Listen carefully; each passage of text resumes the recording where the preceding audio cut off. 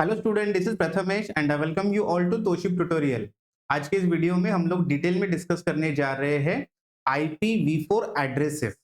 सो OSI model जो start होता है which is like application layer, then presentation layer, session layer, transport layer, उसके बाद इंपॉर्टेंट लेयर एक आता है which is called as a network layer. Network layer के आगे जो होता है that is the data link layer and the physical layer, ये हम लोग ऑलरेडी पढ़ चुके हैं। Now in case of network layer हम लोग ऐसा बोलते हैं कि जो पैकेट्स होते हैं ये packets from one host to another, okay, या फिर सोर्स एंड डेस्टिनेशन, सोर्स में एक कंप्यूटर है, डेस्टिनेशन में कंप्यूटर है, उसके बीच में पैकेट ट्रांसमिशन का जो रिस्पॉन्सिबिलिटी है वो रिस्पॉन्सिबिलिटी अपने होता है नेटवर्क लेयर का।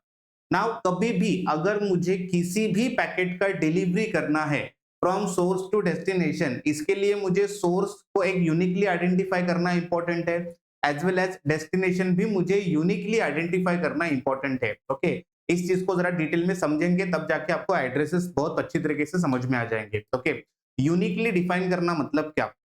फॉर एग्जाम्पल, आप एक एरिया में रहते हो, ओके, तो वो एरिया का एक पिन कोड दिया जाता है, वो पिन कोड पूरे इंडिया में कहीं पे भी मैच नहीं करेगा because it's a unique pin code. Okay, तो उस पिन कोड से आपका जो कुछ लेटर्स होते हैं, आपके पोस्ट मास्टर्स जो होते हैं, उनको पता चलता है कि हाँ ये एरिया को बिलोंग करता है। फिर उस एरिया के अंदर ऐसा हो सकता है कि आपके जो बिल्डिंग्स है, आपके जो फ्लैट्स है, ये थोड़ा बहुत कॉन्फ्लिक्ट कर सकते हैं, मतलब सेम नाम के बिल्डिंग्स हो सकते हैं, ओके, लेकिन सेम एरिया पिन कोड नहीं हो सकता। ओके, वैसे ही कंप्यूटर के अंदर जब आप कम्युनिकेटिंग डिवाइसेस कनेक्ट करते हो, ओके, तो ये कम्युनिकेटिंग डिवाइसेस को हम एक्सपेक्ट करते हैं कि यूनिक एड्रेस होना चाहिए, यूनिक एड्रेस, हर एक बंदा यूनिकली आइडेंटिफाई होना चाहिए। But looking at how many devices we are using, practically ये चीज थोड़ा डिफिकल्ट है। ओके, तो इसको बाय यूजिंग सम टेक्नोलॉजी कैसे एक्सेस करते हैं ये हम बाद में सीखेंगे। उससे पहले जो यूनिकली डिफाइन किए जाते हैं, जिसको बोला जाता है आईपी एड्रेसेस, उसको हम लोग इस लेक्चर में अंडरस्टैंड करेंगे। तो let's get started. Take your notebook, take your pen and give the heading IPv4 addresses. देखो, एक तो सबसे पहले ये बिलोंग करते हैं एक प्रोटोकॉल को, ओके, और उस प्रोटोकॉल का नाम है IP. IP stands for internet protocol. Okay, बस इसका एक सिंपल सा नाम है, इससे सिंपल तो कुछ हो नहीं सकता। Okay, IP is your internet protocol and internet protocol several technique से फॉलो करता है एड्रेसिंग के लिए, जिसमें से एक टेक्निक है IPv4। ओके, IPv4 मतलब आईपी वर्जन 4 करके होता है वो। ओके, वैसे ही आप ये भी नाम सुनोगे आगे जाके which is called as IPv6, that is a version 6। ओके, क्योंकि वर्जन 4 के लिमिटेशंस मतलब नंबर ऑफ डिवाइसेस जो कनेक्ट कर सकते हैं वो अभी एग्जॉस्ट हो चुके हैं, तो मुझे नेक्स्ट जो वर्जन है, जो नेक्स्ट एडवांस वर्जन या फिर नेक्स्ट नंबर जिस पे मैं नंबर ऑफ डिवाइसेस ज्यादा कनेक्ट कर सकता हूँ, वो मेरे लिए होगा IPv6। ओके, तो मेरे लिए इंपॉर्टेंट क्या है जानना? तो मेरे लिए इंपॉर्टेंट ये है कि at your network layer, okay, देखो नेटवर्क लेयर किसके लिए जिम्मेदार है? पैकेट्स का delivery source to destination.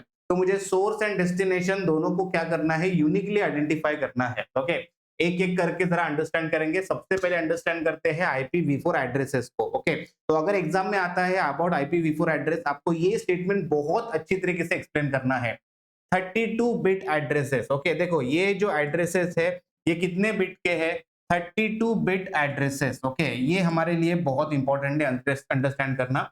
32 bit addresses that uniquely and universally defined. Okay, uniquely तो ठीक है, यूनिक होता है। ओके, जैसे आपका नाम आपको लगता है यूनिक है, लेकिन आपके नाम वाले बहुत सारे लोग हो सकते हैं। ओके, वैसे ही ये यूनिवर्सल होना चाहिए, मतलब एक बार आपको एक नाम जो दे दिया वो पूरे वर्ल्ड को पता चलना चाहिए, भाई मैंने इसको ये नाम दे दिया है, ये नाम अभी इसको जाना नहीं चाहिए। ओके, इसको बोला जाता है uniquely and universally. So 32 bit addresses that are uniquely and universally define the connection of a device. Okay, कौन सा डिवाइस? आइदर कंप्यूटर और राउटर। ओके, आईपी जो है, IP most of the time ये राउटर्स को दिया जाता है। ओके, क्यों? देखो, आप अपने घर में राउटर यूज करते हो, उस राउटर को आप कितने डिवाइस कनेक्ट कर रहे हो? आप आपका खुद का मोबाइल, आपके घर वालों का मोबाइल, आपका पर्सनल लैपटॉप, ओके, आपके जितने भी डिवाइसेस है जो इंटरनेट से बात करते हैं, वो सारे उस राउटर को ही कनेक्टेड होते हैं। तो इतने सारे डिवाइसेस को मैं एड्रेस नहीं दे सकता।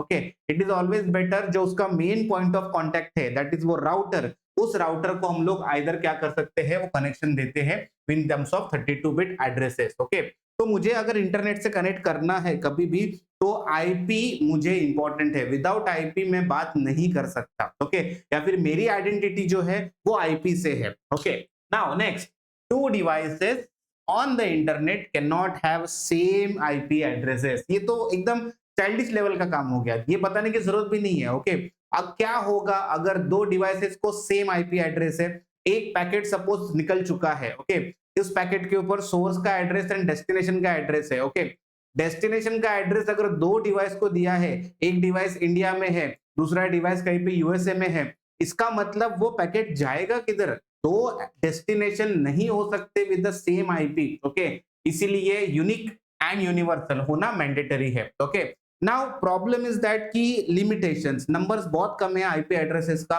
अगर मैं कुछ ऐसा टेम्पररी स्कीम लाऊं जहां पे आईपी टेम्पररी दिया जाए तो पॉसिबल है क्या? हो सकता है। देखो, आपने एक कंप्यूटर खरीद लिया, वो कंप्यूटर आप यूज कर रहे हो, आप इंटरनेट से कनेक्टेड हो, चलो आपको आईपी एड्रेस की जरूरत है। ओके, बट ऐसा होता है कि आप आपका कंप्यूटर 24/7 यूज नहीं कर रहे हो। ओके, आप मे भी ऐसा यूज कर रहे हो कि दिन में 4 घंटा यूज कर रहे हो। ओके, तो बचे हुए जो आवर्स है, बचे हुए 18 आवर्स जो है, ओके, 18 to 20 आवर, 4 घंटा 6 घंटा जितना भी यूज करो, जो रिमेनिंग आवर्स है, वो रिमेनिंग आवर्स के लिए मैं आईपी ब्लॉक कर रहा हूं, मैं क्या कर रहा हूं, होल्ड कर रहा हूं, ये मेरा आईपी किसको देना नहीं है। ओके, तो उस केस में डायनामिकली भी मैं क्या कर सकता हूं, आईपी को असाइन कर सकता हूं, प्रोविजन हो सकता है। ठीक है, तो IPs can be assigned temporarily. Okay, that is as per requirement. Okay, जो कंटिन्यूअस डिवाइसेस कम्युनिकेशन में है उनको परमानेंट ही आईपी असाइंड होते हैं। Okay, now next important concept होता है address space.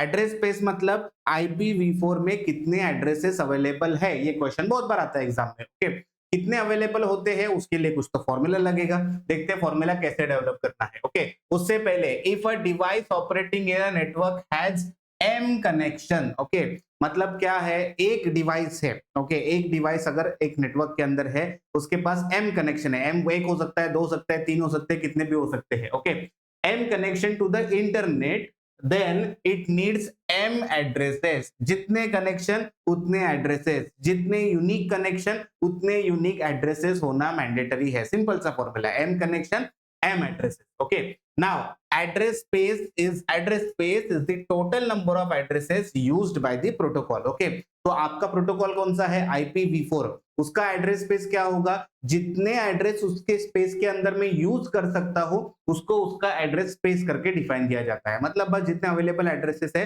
That is consider as the address space. Okay, ना उसका फॉर्मूला क्या है। ओके, अगर मेरे प्रोटोकॉल के अंदर मैंने n बिट्स यूज किए हैं टू डिफाइन एड्रेस, ओके, ये 8 हो सकता है, 24 हो सकता है, 32 हो सकता है, तो IPv4 हमने स्टार्टिंग में ही बोला था कितने बिट का है, 32 बिट का है, तो मैं 32 बिट एड्रेसेस यूज करता हूं। Okay, to define the addresses, the address space is 2 raised to n, the formula is 2 raised to n, 2 raised to n मतलब 2 raised to 32 करेंगे, and 2 raised to 32 देखो इतना बड़ा वैल्यू आता है, this is nearly about 4 million। Okay, 4 billion not million, 4 billion के आसपास ये नंबर्स है। आप बोलोगे बहुत हो गए, कैसे बहुत हो गए, 4 बिलियन कुछ भी नहीं है। आज अगर मैं देखता हूं एक घर के अंदर मुझे कितने यूनिक डिवाइसेस दिखते हैं। ओके, पहले का जमाना अलग था, पहले इंटरनेट लिमिटेड था, अभी इंटरनेट अनलिमिटेड है, डिवाइसेस भी उतने ही बढ़ते जा रहे हैं। ओके, तो इस केस में ये 4 बिलियन का जो नंबर है ये हमारे लिए कम है, इसीलिए हमने IPv6 भी लॉन्च कर दिया है। ओके, नाउ यहाँ पे एक चीज इंपॉर्टेंट, ये बहुत बार पूछते हैं IPv4 का एड्रेस स्पेस डिफाइन करो, तो this is the address space of IPv4। Okay, now how exactly IPv4 addresses लिखे जाते हैं, ओके, जिसको बोला जाता है इसका नोटेशन, IPv4 एड्रेस नोटेशन। दो नोटेशंस यूज किए जाते हैं। Okay, I can go for either simple binary notation जहां पे 1010 कॉम्बिनेशन से मैं IPv4 का जो एड्रेस है उसको डिफाइन करूंगा, और I can go for a decimal which is a dotted decimal. Okay, तो डॉटेड डेसिमल में क्या होता है, it is not hexadecimal, it is a dotted decimal number. Okay, तो आपका एक रेंज डिफाइन होगा, उस रेंज के अंदर आपको क्या करना है, यूटिलाइजेशन देना है आईपी एड्रेसेस का। Okay, now see binary notation again 32 bit है, 32 बिट का रेंज क्या होगा? 32 बिट का रेंज मैं 000 कितनी बार लिखूंगा? 32 टाइम्स, एंड उसी सारे जीरोस को मैं कन्वर्ट करूंगा 1 में, कितनी बार लिखेंगे? 32 टाइम्स। तो वो रेंज हो गया, उसके बीच में आप कोई भी नंबर्स रख लो। ओके, देखो 32 टोटल नंबर ऑफ 1 एंड 0 कितने होने चाहिए? 32। इसके बीच में एक छोटा सा स्पेस दिया गया है सो दैट आपको थोड़ा काउंटिंग आइडेंटिफिकेशन के लिए इजी हो जाए। ओके, तो बेसिकली 32 बिट जो होता है बाइनरी नोटेशन, ये डिफिकल्ट है, ये लिखने के लिए, समझने के लिए, अंडरस्टैंड करने के लिए। तो इसको सिंप्लीफाइड करने के लिए कौन सा यूज किया जाता है? डॉटेड डेसिमल यूज किया जाता है। Dotted decimal it is like a very compact and easy. Now यहाँ पे देखो एक सिंपल सा डॉट दिया जाता है। ओके, अलोंग विद दैट जो भी आपका बाइनरी नंबर था उसका एग्जैक्ट डेसिमल इक्विवेलेंट। ओके, ये हम डिजिटल टेक्निक में पढ़ चुके हैं, how to convert this into the binary to decimal. Okay, तो यहाँ पे बेसिकली क्या होता है, इसका जो रेंज है इसका 0 to 255। ओके, तो रेंज इज 0 to 255। ये जो नंबर्स होंगे ये आपको 0 से लेके 255 के बीच में ही दिखने चाहिए। 0 to 255 क्यों आया? ओके, एकदम सिंपल सा कैलकुलेशन है। ओके, ये 8 बिट है ना, ये 8 बिट है। 8 बिट मतलब कितना हो गया?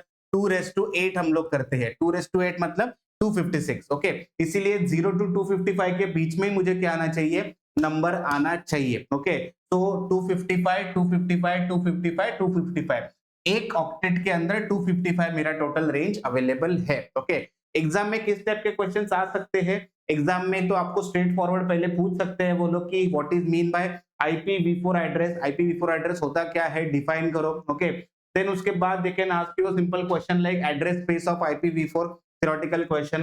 Then they can ask you कि exactly how you define the IPv4 addresses. Okay, notations define करो. And finally a question like this जहां पे आपको बहुत सारे IPs given होंगे और आपको पूछा जाएगा ये वैलिड है कि इनवैलिड है। ओके, तो चलो 2 मिनट मैं आपको दे रहा हूं, आप ये सारे IPs आपके नोटबुक में लिख लो और उसके आगे आपको मेंशन करना है कि ये वैलिड है, ये इनवैलिड है। वैलिड है तो अच्छी बात है, अगर इनवैलिड है तो आपको रीजन भी बताना है कि इनवैलिड क्यों है। ओके, तो मैं यहाँ पे एक बार आपको चीज बताता हूँ। डॉटेड डेसिमल में ये जो मेरे नंबर्स है ये मेरे पास फिक्स है। ओके, 1 2 3 4 4 ही ऑक्टेट होने चाहिए। मोर देन 4 जाता है वो इनवैलिड हो गया। ओके, नंबर्स 0 to 255 के बीच में ही होने चाहिए, उसके आगे चले जाते हैं तो वो क्या हो जाएगा? इनवैलिड हो जाएगा। ओके, ये दो चीजें अगर याद रखोगे तो आपका बहुत सारा काम हो जाएगा। ओके, देखो 1 2 3 4 4 नंबर्स है, सारे 0 to 255 के बीच में है। I will say this is valid. Okay, again 1 2 3 4 4 numbers 0 to 255 के बीच में, I will say this is valid. Okay, 1 2 3 4 5 5 notations आ गए। Okay, 5 notations, that's why I will say it is invalid.